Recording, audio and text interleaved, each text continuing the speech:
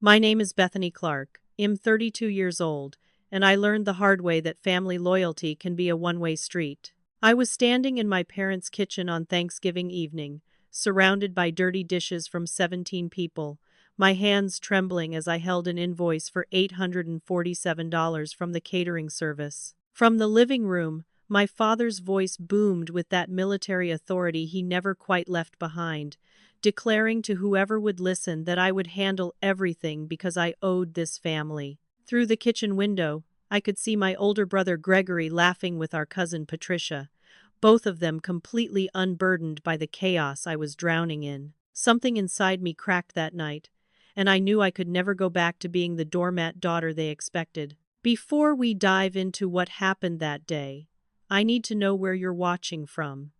Drop your location in the comments because I love hearing from all of you. And if you've ever felt underappreciated by your own family, hit that like button so I know I'm not alone in this. Make sure to subscribe because this story gets wild, and you won't want to miss how I finally stood up for myself. Trust me, what comes next will make you rethink everything about family obligations. 2 weeks before that disastrous Thanksgiving, my life was relatively peaceful. I worked at Grace, an insurance company, as a claims processor. Nothing glamorous, but it paid the bills. My daughter Riley had just turned 7, and we lived in a modest 2-bedroom apartment on the east side of town. The place wasn't much, but it was ours. And after my divorce from Dennis 3 years earlier, having our own space meant everything. I had worked hard to build stability for us after the marriage fell apart, juggling Riley's after-school programs, car payments, and rent on a single income that never seemed to stretch far enough. My family dynamic had always been complicated, though I spent years pretending otherwise. My father, Harold Clark, was a retired military officer who ran our household like a battalion, even after he left the service. Everything was orders and expectations with him, and questioning those expectations was considered insubordination. My mother Doris had perfected the art of passive agreement over their 40 years of marriage, always deferring to my father's judgment even when it hurt her own children. Then there was my older brother Gregory, 36, a successful lawyer married to Felicia, with 2 kids in private school and a house in the nicest suburb in the county. My younger sister Tamara, 28, worked in marketing and was engaged to Vincent, whose family apparently had money that made even my father impressed. And then there was me, the middle child, the single mother, the one who never quite measured up to the family's standards of success. When my mother called that Tuesday evening, I was helping Riley with her homework at our small kitchen table. The call itself wasn't unusual. Mom checked in every week or so, though our conversations rarely went beyond surface pleasantries. "Honey, your father wants Thanksgiving at our house this year," she said, her voice carrying that particular tone that meant she was about to ask for something. I told her that sounded lovely and offered to help with the cooking like I always did. There was a pause on the other end, the kind of silence that should have warned me something was coming. "Well, actually, Gregory and Tamara are both so busy with their important jobs, and your father thought maybe you could handle most of the preparations." I should have said no right then. I should have asked why the responsibility was falling entirely on me when we were 3 adult children who could easily split the work. But years of conditioning made me hesitate, made me swallow my objections before they could form into words. My mother continued, her voice taking on that sweetly manipulative quality she used when she wanted something unreasonable to sound perfectly logical. She explained that this year's gathering would be bigger than usual, with Uncle Walter and Aunt Shirley coming in from Pennsylvania, along with our cousins Patricia, Marshall, and Garrett, each bringing their own families. She rattled off names until the count reached 17 people expected around the table, and my stomach started to knot with anxiety. "It would mean so much to your father," Mom said, playing the card she knew always worked on me. "You know how he talks about family traditions and keeping everyone together?" I thought about my bank account, about the emergency fund I had been carefully building that barely reached $1,200. I thought about Riley's dental appointment coming up and the weird noise my car had started making last week. But louder than all those practical concerns was the voice in my head that had been trained since childhood to prioritize family approval over my own well-being. So I agreed, with the caveat that maybe we could split the costs between the 3 siblings, make it a joint effort like a real family should. My mother's response was non-committal, a vague promise to talk to my father about it that I recognized as her way of avoiding confrontation. I spent the next 2 days trying to convince myself that everything would work out fairly, that my siblings would step up, that my parents wouldn't actually expect me to shoulder this entire burden alone. I called my best friend Laura and told her about the situation, needing someone to validate my growing unease. Laura had known my family for years and never held back her opinions about how they treated me. "Girl, you need to set boundaries," she said with the bluntness of true friendship. "Your family's been walking over you for years, and you keep laying down and letting them do it." She wasn't wrong. Last year they had volunteered me to organize the family reunion without asking first, and I had spent $600 I couldn't afford on decorations, food, and activities, never receiving a penny in reimbursement or even a proper thank you. The year before that, I had been expected to babysit Gregory's kids for an entire week while he and Felicia went on vacation, no payment offered, no acknowledgement that I had to use all my vacation days from work to accommodate them. The pattern was clear to everyone except apparently me.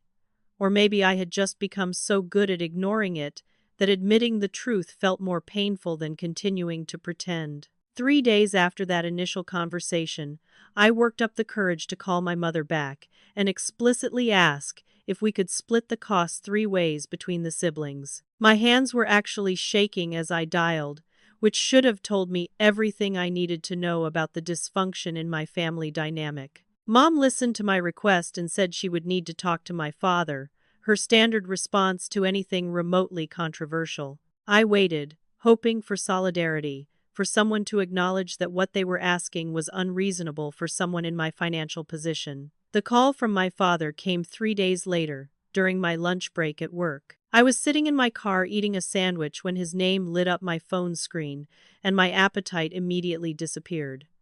Dad rarely called me directly.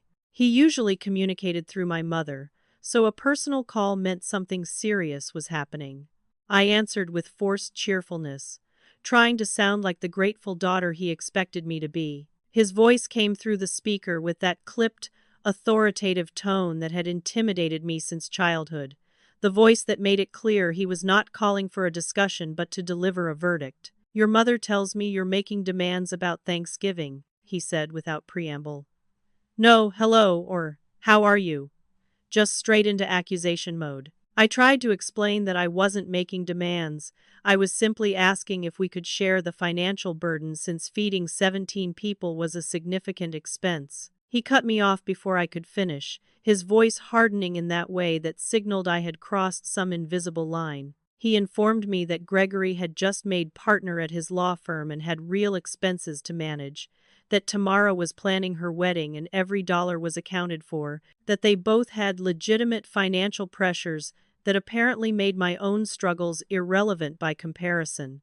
The implicit message was clear, even if he didn't say it directly. My expenses didn't matter because I didn't matter as much as my siblings did. Gregory's career success made his money more valuable somehow. Tamara's wedding was more important than my basic needs, my father actually said, his voice dripping with dismissiveness. That I didn't have a husband to support anymore, and no major responsibilities except Riley, as if being a single mother was somehow less challenging than having a spouse to share the load. The comment hit like a physical blow, this casual diminishment of my entire life into something inconsequential and easy.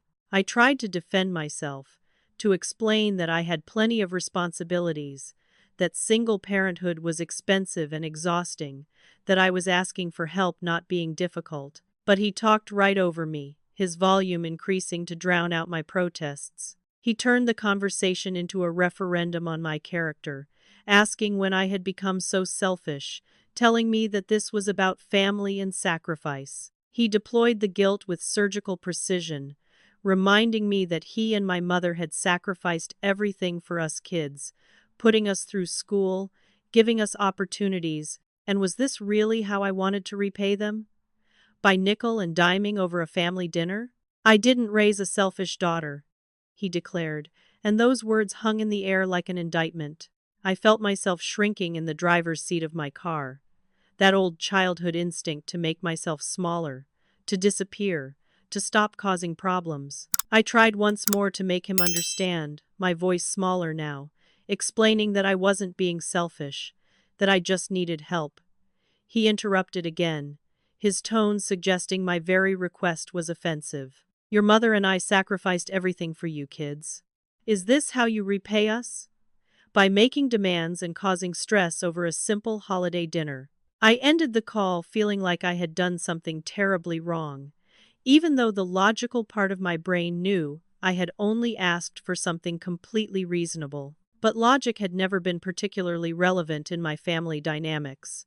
What mattered was maintaining the hierarchy, keeping Dad happy, not disrupting the system that had been in place since I was born. I sat in my car for the rest of my lunch break, the sandwich forgotten, feeling that familiar mix of anger and shame that my family specialized in creating.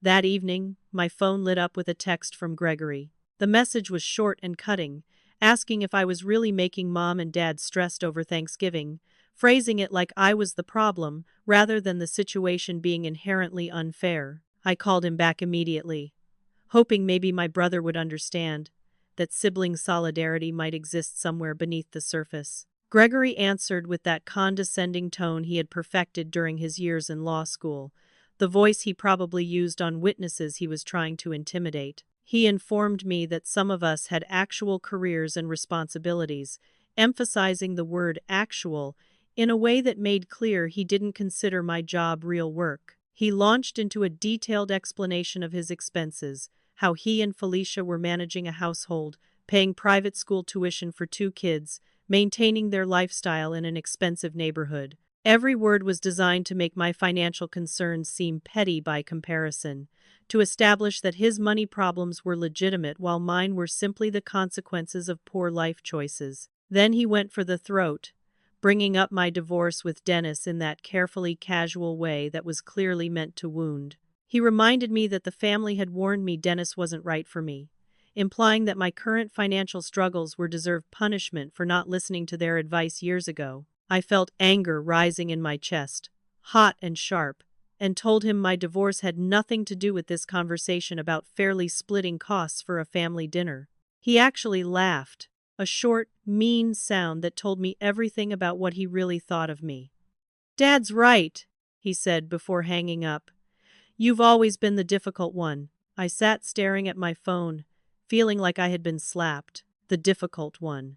That label had followed me through childhood, applied whenever I questioned anything, whenever I expressed a need, whenever I failed to instantly comply with whatever was asked of me. I wasn't difficult. I was just the only one who occasionally pushed back. And in my family that was treated as a character defect rather than a reasonable response to unreasonable demands. The final nail in the coffin came later that evening when Tamara called, her voice sugary sweet in that fake concerned way she had mastered. She had heard about the Thanksgiving drama, she said, making it sound like I had created some scandal rather than simply asked a question. She explained that she and Vincent would love to help, but wedding expenses were absolutely killing them right now.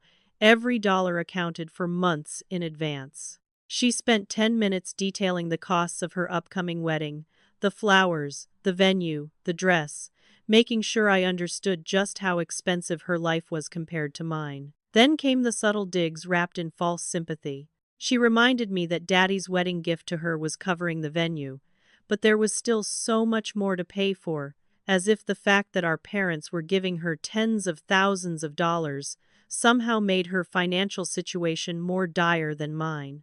She ended with the kicker, delivered in that same sweet voice that made it somehow worse. "It's just one dinner, Beth. Can't you do this for the family? I mean, you don't have much else going on, right?"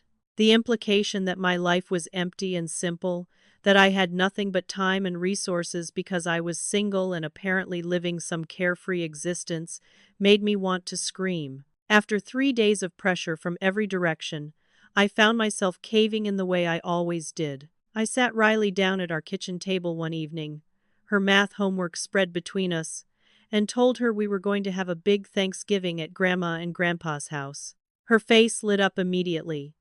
That pure joy that 7-year-olds get about family gatherings before life teaches them to be more cautious. She asked if her cousin Jasmine would be there and whether she could show everyone her new drawings from art class. Watching her excitement, I felt my resolve to keep pushing back crumble completely. Riley loved these family gatherings, loved feeling connected to aunts and uncles and cousins, and who was I to let my own hurt feelings deprive her of that? I called my mother back that night after Riley was asleep and told her I would handle everything for Thanksgiving. The relief in her voice was immediate and obvious, thanking me profusely and saying how pleased my father would be. I waited for her to mention anything about helping with costs or acknowledging the burden she was placing on me, but those words never came.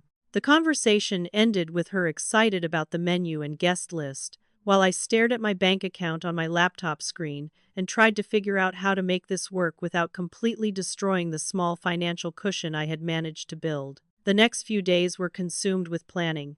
I created detailed menus, researched recipes for feeding large groups, got price quotes from 3 different grocery stores. I calculated that I would need a 22-pound turkey, a ham for people who didn't like turkey, mashed potatoes for 17, sweet potato casserole, green bean casserole, stuffing, cranberry sauce, 3 different pies, and fresh rolls. The grocery estimates alone came to nearly $400, and that was shopping sales and using coupons wherever possible.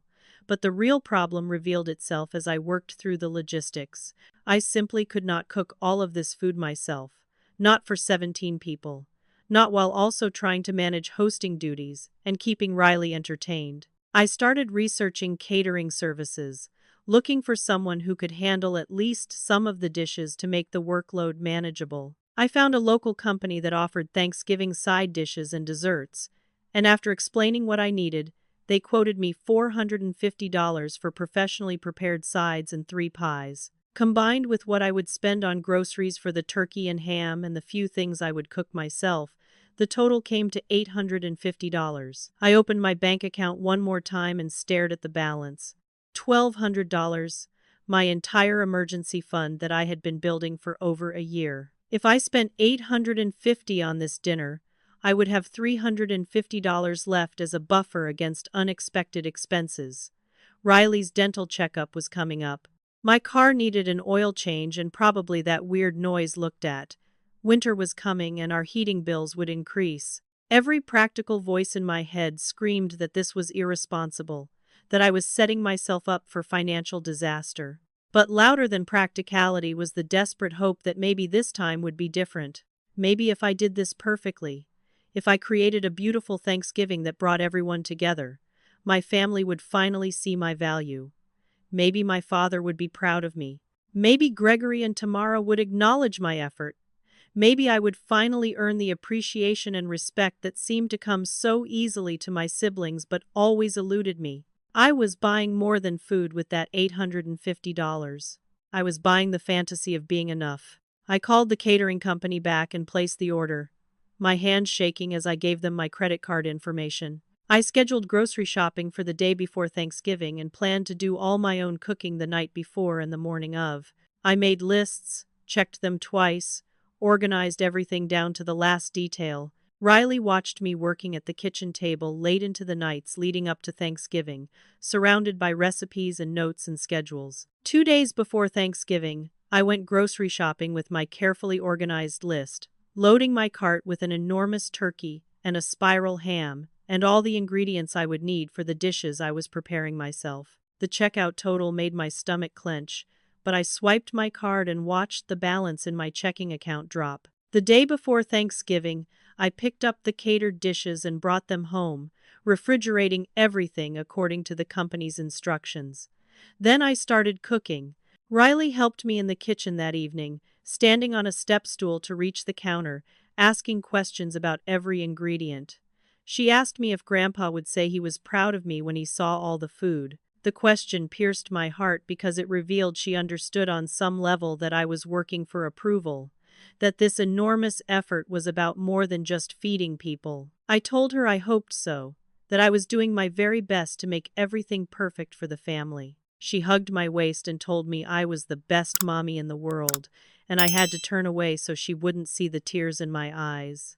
I worked until after midnight, preparing dishes that could be made ahead, organizing everything so the day of would go smoothly. I set my alarm for 5 in the morning so I could get to my parents' house early and get the turkey in the oven in time. As I finally crawled into bed, exhausted but hopeful, I let myself imagine how the day would go. I pictured my father thanking me publicly, Gregory and Tamara acknowledging my work, everyone gathered around the table appreciating the meal I had created. I fell asleep with those fantasies playing in my mind like a movie, desperate for them to come true. My alarm went off at 5 in the morning Thanksgiving Day, and I dragged myself out of bed feeling like I had barely slept at all. Riley was still sleeping soundly, so I gently woke her and helped her get dressed in comfortable clothes for the long day ahead. We loaded everything into my car, boxes of catered food, bags of groceries, and all the supplies I would need. The drive to my parents' house took 20 minutes, and Riley dozed against the window while I rehearsed in my mind everything that needed to happen to pull off this dinner successfully. I let myself in with the key my parents had given me years ago, flipping on lights as quietly as possible to avoid waking anyone. Riley curled up on the couch in the living room with her favorite blanket while I got to work in the kitchen. By 5:30, I had the massive turkey prepped and into the oven, the temperature set precisely according to the recipe I had researched extensively. The house was silent except for the sounds of me moving around the kitchen, organizing dishes, setting up my workspace, mentally running through the timeline for everything that needed to be done. At 8 o'clock, I heard footsteps on the stairs, and my mother appeared in the kitchen doorway, looking surprised to see me already there. She poured herself coffee and settled at the kitchen table, immediately pulling out her phone rather than offering to help. I kept working, basting the turkey, checking temperatures, starting on the dishes I needed to prepare fresh. My mother made small talk about the weather and asked a few questions about Riley's school, but she made no move to get up and assist with the mountain of food preparation happening 3 feet away from her. My father came downstairs around 9, and I looked up from the stove expecting at least a good morning or acknowledgement of my work. Instead, his first words were a complaint that the catering delivery truck was blocking part of the driveway. He told me I needed to move it immediately because Marshall and Patricia were coming early and would need space to park. I explained that I was in the middle of basting the turkey and would move the truck as soon as I finished. His face hardened in that way that meant he was not making a request but giving an order. "Do it now," he said. "Family is arriving, and we need the driveway clear." I left the turkey half-basted, washed my hands quickly, and went outside to move the catering truck that was apparently such an urgent problem. It took 15 minutes to reorganize everything, and when I came back inside, I could smell something burning. My heart sank as I rushed to the oven, opening it to find the turkey had started to char slightly on one side where I hadn't finished basting it. It wasn't ruined, but it wasn't perfect anymore either, and I felt tears of frustration prickling behind my eyes. I had been working for hours already, and the day was just beginning. At 11 o'clock, Gregory arrived with Felicia and their 2 kids. I called out a greeting from the kitchen where I was surrounded by pots and pans and mixing bowls. Felicia walked in, looked around with her nose slightly wrinkled, and asked if something was burning. I assured her everything was fine, trying to keep my voice pleasant despite the anxiety crawling up my spine. She leaned against the counter, not offering to help, and mentioned that she would have brined the turkey for 48 hours if she were preparing it. The criticism stung even though she delivered it in that casual tone that was meant to sound like helpful advice rather than judgment. Gregory walked past the kitchen without even glancing in, already on his phone, calling out greetings to our parents in the living room. Their kids ran through the house, immediately pulling out toys and spreading chaos through the carefully cleaned space, while neither parent made any effort to manage them. I tried to focus on the food, checking and rechecking my timeline, making sure everything would be ready by 3 o'clock when Dad wanted to eat. Tamara and Vincent arrived at noon, a full 2 hours late. She breezed in wearing an outfit that probably cost more than my monthly rent, air kissing our mother and explaining that they had just come from brunch at the Wellington Club with some of Vincent's family friends. She peeked into the kitchen where I was frantically trying to coordinate multiple dishes cooking at once, and her eyes widened in exaggerated surprise. "Oh my God, Beth, this is a lot of food. Are you sure you didn't overdo it?" she asked, her tone suggesting I had made some kind of embarrassing mistake, rather than prepared dinner for 17 people like I had been asked to do. Vincent, whom I had only met a handful of times, looked at the spread of food with barely concealed disdain and mentioned that he and Tamara were trying to watch their carbs. I wanted to scream that maybe he should have mentioned that before I spent nearly $1,000 preparing this meal, but I bit my tongue and kept stirring the pot on the stove. The rest of the relatives began arriving in waves. Uncle Walter and Aunt Shirley, Cousin Patricia with her husband and 2 teenagers, Marshall with his wife Joanna and their son, Garrett and his girlfriend. The house filled with noise and laughter and conversations that I could hear from the kitchen where I continued to work alone. Riley tried to play with the older cousins, but they largely ignored her, absorbed in their phones and teenage dramas. I watched her face fall as she was excluded from their activities and wanted to go comfort her, but I had 3 dishes that needed attention simultaneously and couldn't leave the stove. Nobody offered to entertain her. Nobody offered to help me. They all just settled into the living room and dining room, talking and laughing while I sweated in the kitchen trying to make everything perfect. By 3 o'clock, everything was ready. The turkey, despite its slightly charred side, looked decent. The ham was perfectly glazed. The catered sides were arranged in beautiful serving dishes. The table was set with my mother's good china that I had spent an hour carefully washing and arranging.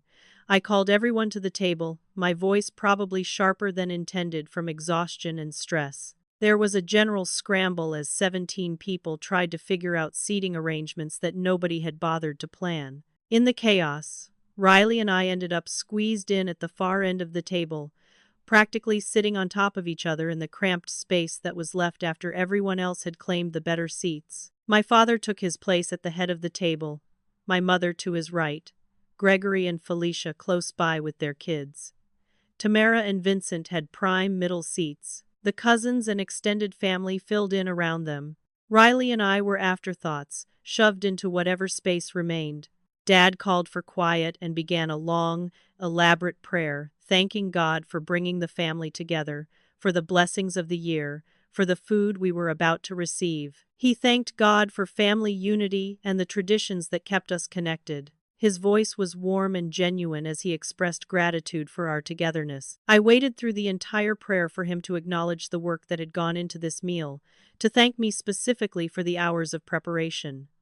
But my name never came up. When he finished with a hearty amen, everyone immediately started grabbing for dishes and serving themselves, conversations picking up at full volume. From my spot at the far end, I watched 17 people dig into the food I had spent the last few days and nearly $1,000 preparing.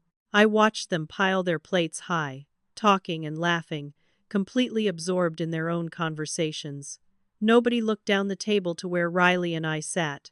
Nobody raised a glass to thank me. Nobody even seemed to remember that this entire meal had required someone to actually make it happen. I felt invisible, like a servant who had prepared a feast for the nobility, and was now expected to disappear while they enjoyed the fruits of my labor. The first criticism came from Aunt Shirley about 15 minutes into the meal, her voice cutting through the general conversation with the kind of volume that ensured everyone would hear. She announced that the turkey was a bit dry, wasn't it? Her face scrunched up in exaggerated disappointment. I called down from the end of the table that I had followed the recipe exactly, trying to keep my voice level. Uncle Walter immediately chimed in that I should have used a roasting bag. That's what his Shirley did, and her turkey was always perfect. The implication hung in the air that my turkey was imperfect, inferior, wrong. Cousin Patricia picked at her mashed potatoes with her fork and declared they had lumps in them, her teenage daughter nodding in agreement. Gregory, my own brother, actually laughed and told the table that I had never been much of a cook anyway, as if my entire worth could be summarized in that one dismissive statement. Felicia giggled next to him, the two of them sharing a moment of amusement at my expense. I felt my face growing hot with humiliation, my hands clenched in my lap under the table where nobody could see. Tamra, always one to find the silver lining that somehow still managed to be an insult, announced that at least the catered sides were good. She told the table it was smart that I had outsourced some of the work, her tone suggesting that I had taken the easy way out rather than done everything myself. Vincent, emboldened by the general atmosphere of criticism, asked casually how much all this food had cost anyway, his tone suggesting he was making polite conversation rather than setting a trap. The table fell into an awkward silence, all eyes suddenly turning toward me at the far end. I shifted uncomfortably, feeling like an animal cornered by predators. I tried to deflect, saying it didn't matter because I wanted everyone to enjoy themselves. But Vincent persisted with the kind of entitled rudeness that wealthy people sometimes mistake for charm. He said no, really. He was genuinely curious because feeding 17 people wasn't cheap, and he wanted to know what something like this cost. I felt trapped, like any answer I gave would be wrong. But with everyone staring at me waiting for a response, I finally admitted quietly that it was around $800. The reaction was immediate and dramatic. Multiple people gasped. Forks stopped midway to mouths. Someone actually said $800, loud enough that it echoed through the dining room. My father's face darkened into that particular shade of red that meant his temper was rising, the color I had learned to fear as a child. He stood up from his seat, his chair scraping loudly against the floor, commanding everyone's attention without even trying. His voice when he spoke was cold and sharp, cutting through the shocked silence. $800, he repeated, as if saying it again would somehow make the number more reasonable or more offensive. I wasn't sure which. I tried to explain that the catering alone had been $450, that feeding 17 people required significant food, that I had done the best I could. But he cut me off before I could finish making my case. He told me it was excessive, completely irresponsible, using words that made me feel like a reckless child rather than an adult woman trying to fulfill an impossible task. Gregory piled on immediately, telling the table that this was exactly why I was always broke, as if my financial struggles were due to character flaws rather than circumstances. Tamra added her voice to the chorus, claiming she could have done the entire dinner for half the price, conveniently forgetting that she had been too busy with wedding planning to help at all. I felt something rising in my chest, some combination of anger and humiliation and desperation. I asked Tamara directly why she didn't volunteer to do it then if she could have done better. The words came out sharper than I intended, my control slipping after hours of stress, and now this public attack. Tamara's face arranged itself into an expression of wounded innocence, and she said softly that she wasn't asked, making it sound like she had been waiting eagerly for an invitation that never came, rather than the reality that she had been too busy for family obligations. My mother spoke up then, her voice quiet but somehow still audible to the entire table. She said my father was right, that $800 did seem like quite a lot of money for one meal. Her gentle agreement with his assessment felt like a deeper betrayal somehow than his direct attack. Mothers were supposed to defend their children, weren't they? But mine had chosen my father's side as she always did, supporting his narrative over my reality. Uncle Walter felt compelled to add his perspective, informing everyone that in his day they fed 20 people on $50, as if inflation and the passage of 40 years were irrelevant factors. My father built on this, standing at the head of the table like a prosecutor delivering a closing argument. He told the assembled family that this was exactly the problem with my generation.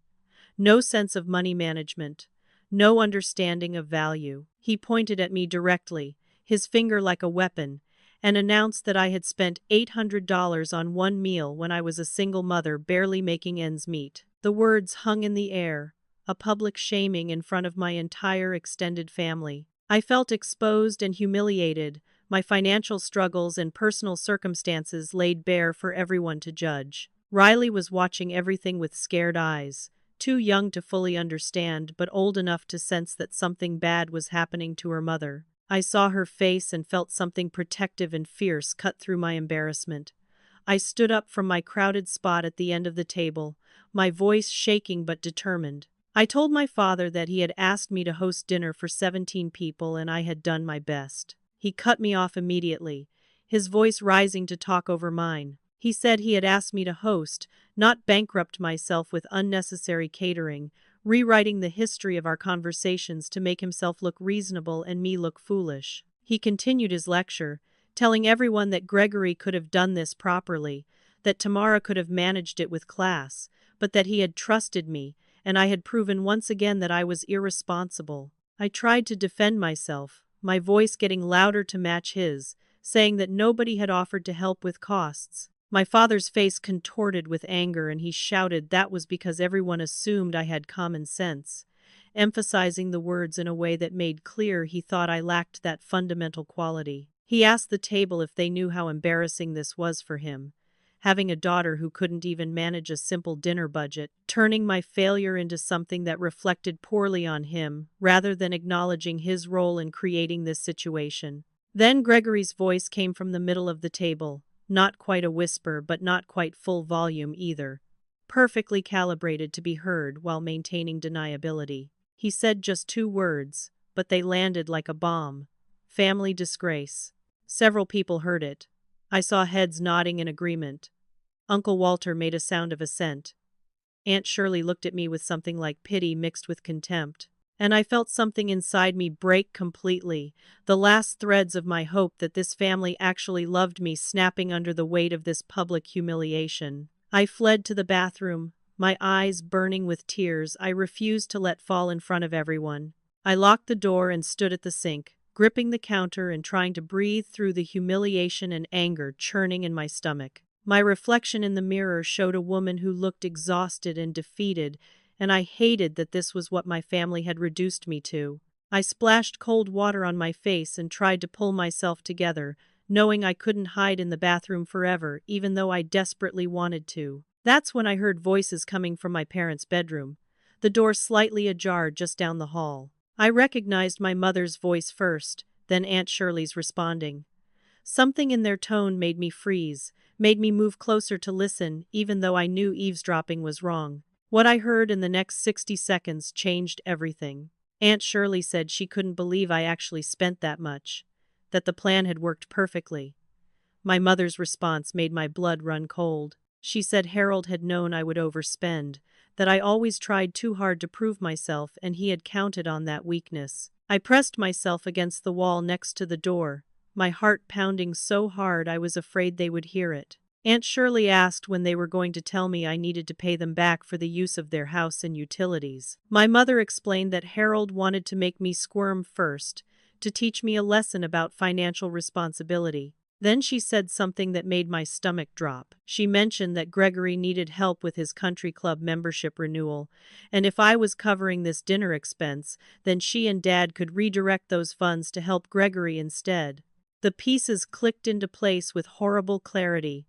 This had been a setup from the beginning. They had deliberately pushed all the responsibility onto me, knowing I would overspend in my desperate attempt to meet their expectations. They had planned to shame me publicly, and then use my mistake as justification to give more money to Gregory, while making me look like the irresponsible one who didn't deserve help. My mother continued talking, telling Aunt Shirley that I had always been the weak one, that I needed to learn I couldn't compete with my siblings. I stood in that hallway, feeling like the floor had disappeared beneath my feet. Everything I had believed about my family, every excuse I had made for their treatment of me, every time I had convinced myself that they really did love me even if they had a funny way of showing it, all of it collapsed into dust. They didn't love me. They didn't even like me. I was a tool they used to make themselves feel superior, a scapegoat they blamed to avoid examining their own failings, a punching bag they hit to release frustrations that had nothing to do with me. I walked back to the dining room on legs that felt numb, my face carefully blank because I couldn't let them see how deeply they had wounded me. Not yet. Riley saw me coming and her face brightened with relief, asking if I was okay. I told her I was fine and sat back down in my cramped spot. But everything looked different now. I scanned the table with new understanding, seeing the satisfied smirks on Gregory and Tamara's faces, the way my parents exchanged glances that communicated volumes without words. My father tapped his glass with his knife, the sharp sound cutting through the various conversations and drawing everyone's attention. He announced he had something to say before dessert, and my stomach clenched because I knew whatever was coming would be bad. He paused dramatically, making sure everyone was listening, playing to his audience the way he always did. Then he delivered his verdict with the authority of a judge pronouncing sentence. He announced that since I had spent so extravagantly on this dinner, I would be covering the entire cost myself, calling it my contribution to family unity. The words were designed to sound generous, like he was giving me an opportunity to prove myself, but we all knew it was punishment. Murmurs went around the table. Some people looked uncomfortable, shifting in their seats and avoiding eye contact. Others nodded in agreement like this was perfectly reasonable. I felt the room closing in on me, felt the weight of their judgment pressing down until I could barely breathe. Reimburse them for letting me use their house to prepare a dinner they had assigned to me? Gregory immediately backed him up, saying it was fair, his tone suggesting anyone who thought otherwise was unreasonable. Tamara chimed in that it was more than fair, actually, adding insult to the injury. Something inside me snapped. I was done playing by their rules, done trying to win approval from people who had set me up to fail. My voice rose as I told them I had overheard Mom and Aunt Shirley talking, that I knew this had been planned. The table fell completely silent, the kind of heavy quiet where everyone stops even pretending to eat. My father's face registered shock for just a second before his expression hardened into cold anger. He asked me in a dangerously quiet voice what exactly I thought I heard. I told them everything, that I heard them discussing how they knew I would overspend, that they were planning to shame me and then use my mistake as justification to give money to Gregory instead. That Mom had explicitly said I was the weak one who needed to learn I couldn't compete with my siblings. The truth spilled out of me in a rush, all the poisonous secrets I had heard through that bedroom door, exposing their manipulation for everyone to see. My father stood up so fast his chair nearly tipped over. His face was purple with rage as he asked, "How dare I accuse them of such a thing?" his voice booming through the dining room. But I was past caring about his anger, past being intimidated by his authority. I had been carrying their abuse my entire life, and I was done. I had nothing left to lose because I had finally realized I never really had them to lose in the first place. They had never been the family I needed them to be. My father addressed the entire table, his voice dripping with wounded indignation, telling everyone that his daughter was now accusing her own family of conspiracy against her. He painted me as paranoid and delusional, turning himself into the victim of my unfair accusations rather than acknowledging any truth in what I said. He told the assembled relatives that this was what happened when you raised a child who refused to take responsibility for her own choices, systematically reframing my legitimate grievances as character defects. He turned back to me directly and said I had embarrassed myself and the entire family with these wild accusations and my financial irresponsibility. He announced to the room that I was not only financially irresponsible, but now I was paranoid and accusatory as well, stacking labels onto me like building blocks of shame. Gregory jumped in immediately, saying I was always playing the victim, his voice conveying that perfect mix of exasperation and contempt. Tamara added that I was being so dramatic, rolling her eyes in that way that dismissed my entire emotional reality as performance rather than genuine pain. I looked around the table, desperately searching for one person who would meet my eyes with sympathy or understanding. Every single person avoided my gaze. Cousin Marshall actually stood up from his seat and physically moved away from my end of the table, as if my failure and shame might be contagious if he sat too close. Aunt Shirley announced loudly that she thought she should leave because this was too uncomfortable, making my distress about her discomfort rather than about the real issues being discussed. My mother told me quietly but audibly that I was ruining Thanksgiving. Look what I had done, making me responsible for the destruction of a day that had been ruined the moment they decided to set this trap for me. Riley started crying beside me, her small voice saying she wanted to go home. The sound of my daughter's distress cut through everything else, making the situation real in a way that my own humiliation hadn't quite managed. Felicia leaned toward Gregory and suggested in a stage whisper that maybe Riley shouldn't have to hear all this. Gregory responded loudly enough for everyone to hear that maybe I should have thought about that before creating this scene, blaming me for my daughter witnessing the abuse rather than blaming the abusers for their behavior. My father sat back down, his posture suggesting he had regained control of himself and the situation. His voice was calmer now, but somehow more frightening for its coldness. He told me exactly what was going to happen, laying out his terms like I was a subordinate soldier being given orders. I would pay the full $1,000 I owed by the end of the week. When I tried to protest that he had said 800 plus 200, he cut me off and said there was an additional 100 for emotional distress, for upsetting my mother terribly with these accusations. On cue, my mother pulled out a tissue and dabbed at her eyes, producing tears that I couldn't tell were real or manufactured. My father continued his ultimatum. If I didn't pay, I would no longer be welcome at family gatherings. Uncle Walter nodded approvingly and said it seemed fair to him. Cousin Patricia added that family came with responsibilities, everyone piling on with their agreement to make me seem like the unreasonable one for objecting to this extortion. I told them I didn't have $1,000 readily available, my voice smaller than I wanted it to be. My father's response was cold and uncaring. He said I would figure it out, take a loan if necessary, sell something. He didn't care how I got the money. This was about teaching me consequences for my behavior. The way he phrased it made clear that the money itself wasn't even really the point. The point was power, was putting me in my place, was making sure I understood that I was less than my siblings and always would be. Then Riley spoke up through her tears, her small voice cutting through the adult posturing and power plays. She asked her grandfather why he was being mean to her mommy. Her question was simple and direct in the way only children's questions can be, cutting right to the heart of things that adults complicate with justifications and rationalizations. My father ignored her completely, didn't even look at her, as if acknowledging her question would require him to confront the truth in it. Riley persisted, her voice getting stronger even as tears ran down her face. She said that her mommy had worked really hard, that she had been up all night cooking. Gregory told her with barely concealed irritation that adults were talking, dismissing her defense of me as inappropriate interruption rather than valid perspective. But Riley was braver than I had been, braver than she should have to be at 7 years old.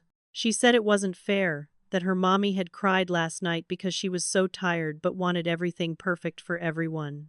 This revelation hung in the air, this image of me crying from exhaustion while trying to please them all. I saw some faces around the table register discomfort at this glimpse of my private suffering, but my father remained unmoved, his expression hard and cold. He told me to remove my daughter because she was causing a scene, treating Riley's defense of her mother as misbehavior that needed to be corrected. And in that moment, something fundamental changed inside me. They could attack me. They could humiliate me, manipulate me, use me as their emotional punching bag. I had tolerated that my entire life because some part of me kept hoping they would change, kept believing that if I just tried hard enough I could earn their love. But watching them dismiss my daughter's pain, seeing them treat her defense of me as something to be silenced, that crossed a line I didn't even know I had. The mama bear instinct that had been dormant while they attacked me roared to life when they went after my child. I stood up slowly, pulling Riley close to my side. I could feel everyone's eyes on me, could sense my father preparing to deliver another ultimatum or insult. But I wasn't the same person anymore who had arrived at this house at 5 a.m. hoping to earn their approval. That version of me had died somewhere between the bedroom conversation I overheard and the tears on my daughter's face. What stood in her place was someone who had finally, had enough. I stood there holding Riley's hand and felt a clarity I had never experienced before in my life. My voice when I spoke was steady and cold, nothing like the pleading tone I had used earlier. I told them no, that Riley wasn't causing a scene, they all were. My father started to speak, to order me to sit down, but I talked right over him with a voice that surprised even me. I told him I was done sitting down, and I was done being quiet, each word deliberate and sharp. I turned to face my father directly and asked if he wanted to know about real financial irresponsibility. The question hung there, challenging, daring him to shut me down. Before he could respond, I told the entire table about the $15,000 he had loaned Gregory last year for the boat. Gregory's face went white as the blood drained from it. I continued, explaining that the boat Gregory had told Felicia he paid for with his year-end bonus was actually funded by our parents. Felicia turned to her husband with shock and betrayal written across her face, saying his name like a question. But I wasn't done. I turned to Tamara next and asked if we should tell Vincent about the real size of Mom and Dad's wedding gift. I announced to everyone that it wasn't just covering the venue costs like she had told people. It was $40,000 total, an amount that made several people at the table gasp. Vincent's eyes went wide as he looked at his fiancée, clearly not having known the full extent of parental support she was receiving. Tamara actually shouted at me to shut up, her perfect composure cracking under the exposure of her lies. I kept going, momentum building with each revelation. I told them that while my siblings were getting tens of thousands of dollars from our parents, I had never asked for a single dime. Not during my divorce, when legal fees nearly bankrupted me. Not when Riley was sick last year and I had $5,000 in medical bills I could barely pay. Not when my car broke down and I had to pay for Uber rides to work for 2 weeks because I couldn't afford the repairs right away. Every hardship I had faced alone while they were getting bailouts and gifts and support that was never offered to me. I asked them if they wanted to talk about family disgrace, my voice rising with anger I had suppressed for decades. I pointed out that Gregory hadn't spoken to his own children once during this entire dinner. He had been on his phone the entire meal, conducting business or scrolling through social media instead of engaging with family he claimed was so important. I mentioned that Tamara had shown up 2 hours late because she was having brunch with her friends, treating this family dinner as something less important than her social calendar. I told them that not one person had offered to help me in the kitchen all day. I had spent hours preparing food, working through exhaustion, and not one of them had thought to ask if I needed help or even to say thank you. The accusations poured out of me. All the observations I had been making for years but never voiced, every slight and dismissal and moment of being taken for granted. Aunt Shirley tried to interrupt with some kind of protest, but I cut her off, my voice hard. I told her I had heard her in the bedroom talking with my mother. I knew this whole thing had been planned from the start. I turned back to my parents and challenged them to deny it. I told them to look me in the eye and deny that they had deliberately set me up to fail, so they could justify giving more money to Gregory and Tamara while making me look like the family failure. My mother couldn't do it. She looked away, unable to meet my eyes while maintaining the lie. My father tried to regain control, saying this was all preposterous, but his bluster was empty now that the truth was exposed. Then something unexpected happened. Cousin Marshall spoke up from his end of the table, his voice quiet but clear in the shocked silence. He said I was right. Every head in the room swiveled to look at him, nobody more surprised than me. Marshall explained that he had overheard Uncle Harold and Gregory talking the week before at the hardware store. He repeated their exact words, how my father had said they would let me hang myself with this Thanksgiving dinner, and then redistribute funds appropriately to the children who actually deserved help. Gregory told Marshall to shut up, his voice panicked and angry. But Marshall refused, saying he was tired of watching this family scapegoat me year after year. His wife Joanna nodded in agreement and said they had almost not come to Thanksgiving because they knew what was being planned. These revelations from someone other than me seemed to carry more weight. Other relatives who had been quick to judge me started shifting uncomfortably in their seats, realizing they had been complicit in something uglier than they wanted to acknowledge. Uncle Walter asked my father directly if he really had set this whole thing up. My father blubbered, trying to deny it, claiming Marshall must have misunderstood. But Marshall was firm. He said there was no misunderstanding. The conversation had been crystal clear, and so had the cruelty behind it. The room split into factions in that moment, some people defensive and others realizing perhaps they had been wrong about me all along. I gathered my purse from where I had left it in the kitchen, helped Riley put on her coat with hands that were steady now, purposeful. The chaos of the dining room faded into background noise as I focused on what mattered, on getting my daughter out of this toxic environment. I walked back through to tell them exactly what was going to happen, my version of events, taking back the narrative my father had tried to control. I told them I wasn't paying the $1,000. I wasn't paying them anything at all. My father's face turned that familiar shade of red as he stood up and declared that if I didn't pay, I was out of the family. I looked at him and felt nothing but pity for how small he was despite his big voice and his attempts at intimidation. I told him I wasn't being kicked out, I was walking away from toxicity, and there was a significant difference. One suggested I had failed to meet their standards. The other acknowledged that their standards were designed to be impossible, so they could always justify their cruelty. I took Riley's hand and headed for the door. Behind me, I heard my mother calling my name, her voice actually breaking now that I was really leaving. She said, "Please, don't do this," begging me to stay and continue playing my role in their dysfunctional system. I paused at the doorway and turned back to look at her. I told her she had made her choice when she set me up, when she chose to manipulate me rather than love me. Now I was making my choice, the choice to protect myself and my daughter from people who saw us as tools rather than family. Gregory called out that I would regret this, trying to make it sound like a warning instead of a threat. I told him the only thing I regretted was not doing this years ago, not standing up for myself the first time they treated me as less than. Marshall and his wife Joanna stood up from the table. Marshall told me they would come check on me later, that they wanted to make sure Riley and I were okay. Then he turned to my father and said directly that he owed me an apology, though we all knew that apology would never come. As Riley and I walked to the car, I could hear arguing break out behind us in the house, voices rising and accusations flying. Let them fight among themselves. Let them try to reconstruct their narrative to make sense of what had just happened. I was done being a character in their story.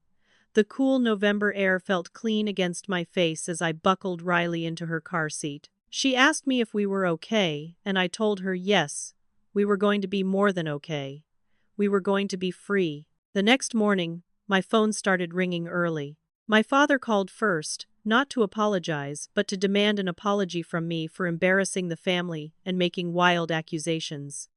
I blocked his number without listening to the entire voicemail.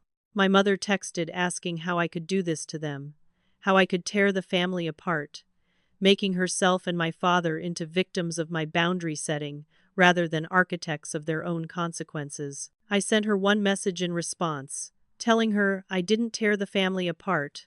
I just stopped holding together the pieces of something that was already broken. Then I blocked her too. Gregory sent a long email full of legal-sounding language and thinly veiled threats. I deleted it after reading the first paragraph and blocked his email address. Tamra left a voicemail that started with fake crying and quickly devolved into angry accusations about me ruining her relationship with Vincent by exposing the money situation. I blocked her number without listening to the whole message. Within 3 days, I had blocked my entire immediate family on phone, email, and every social media platform I used. The silence that followed was the most peaceful thing I had experienced in years. Marshall and Joanna invited Riley and me over for pizza that Friday, a casual gathering that felt like a balm after the wound of Thanksgiving. They apologized for not speaking up sooner, for watching my family scapegoat me for years without intervening. Joanna told me she had wanted to say something so many times but didn't know if it was her place. I told them I understood, that standing up to my father required a kind of courage that not everyone had, and I didn't blame them for protecting themselves from his wrath. They told me things I hadn't known, filling in pieces of the puzzle I had been missing. Gregory wasn't actually as successful as he pretended. His law firm was struggling and he had made some bad investments that left him in significant debt despite his impressive salary.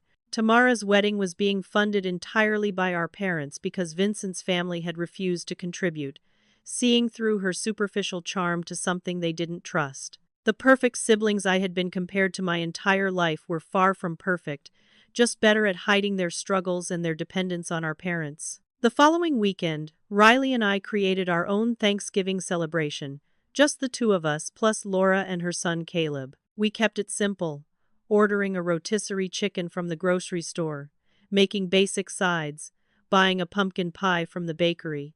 The total cost was $45, a fraction of what I had spent trying to impress people who were determined not to be impressed. We ate at our small kitchen table with paper plates because I didn't feel like doing dishes, and it was perfect in its simplicity. Riley said it was the best Thanksgiving ever, and when I asked her why, she said because everyone was happy, and nobody was being mean.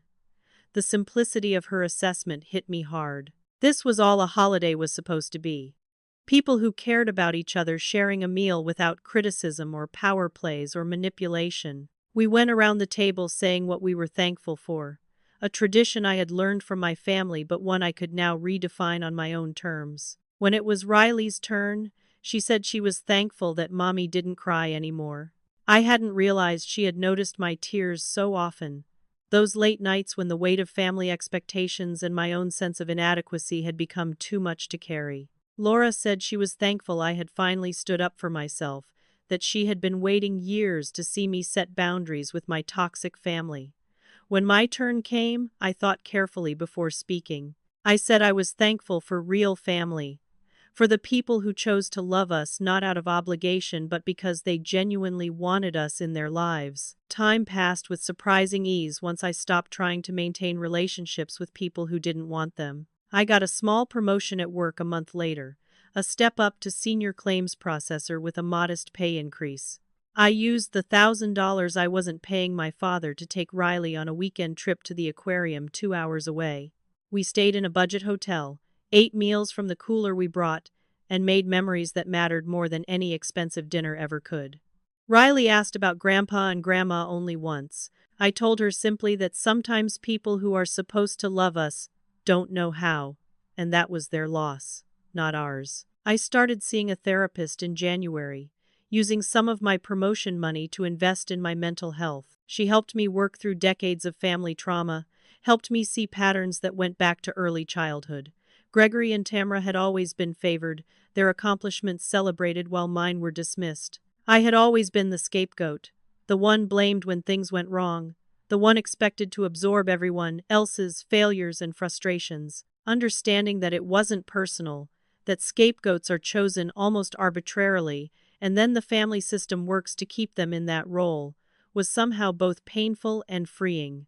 Through therapy, I learned that setting boundaries wasn't selfish or cruel, it was necessary self-preservation. I learned that walking away from family members who hurt you isn't abandonment, it's choosing your own mental health over their dysfunction. I learned that you cannot force people to value you, but you can absolutely refuse to devalue yourself for them. These lessons felt revolutionary, even though they should have been obvious. Years of conditioning, unwinding slowly in that small office where someone finally listened to me without judgment.